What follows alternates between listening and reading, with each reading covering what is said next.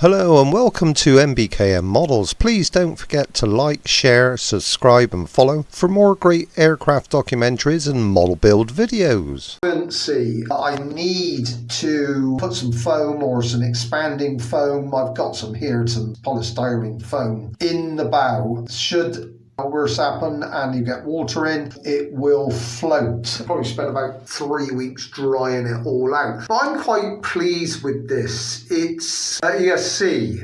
It's not the easiest in the world. Like you say on Amazon, it comes in with absolutely no instructions. What I did is track down a similar looking ESC and had a look because it comes in with a big JST and a small 2-pin JST. The larger of the two is the lead that goes to the motor. The smaller of the two is for the power. You'd think it'd be around the other way, but it's not. And that's how I tracked it down, and then I got it up and running. I mean, this CSC, you can see it there flashing away. It's 4 to 8 volts. Just bring it into focus there. Yeah, it's 4 to 8 volts. So I've got 7.23 running on it. If you connect two batteries in series, it doesn't come out as exact. To get 7.4, I think you need 5, which in the 70s here used to be called HP7s by Evereadys. AA batteries. I'm pleased with it. The S1 batteries, as you can see them there, they were an eBay purchase. They're very good, 70C, which is plenty of power,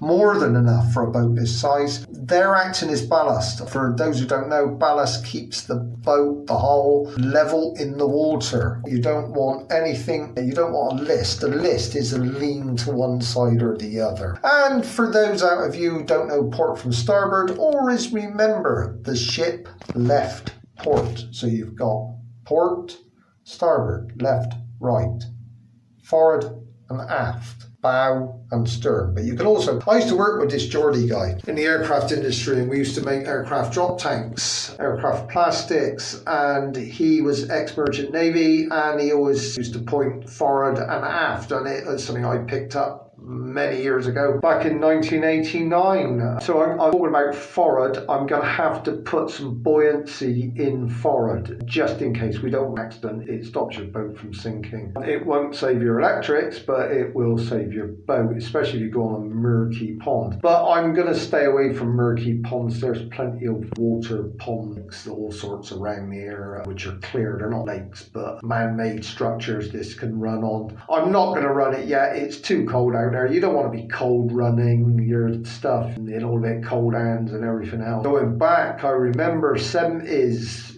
people flying in the winter, fuel, cold hands, all sorts. Not the best combination. You want a nice, warm, sunny day and a Sunday afternoon around 5 p.m. For your maiden voyage, you don't want too many people about because you're getting used to the boat. I'm very pleased with this electronic speed controller. It was not that much. It cost about £20 and it saves on weight and saves on room, especially in 1/72 scale. Thanks for watching, thanks for listening, and until next time.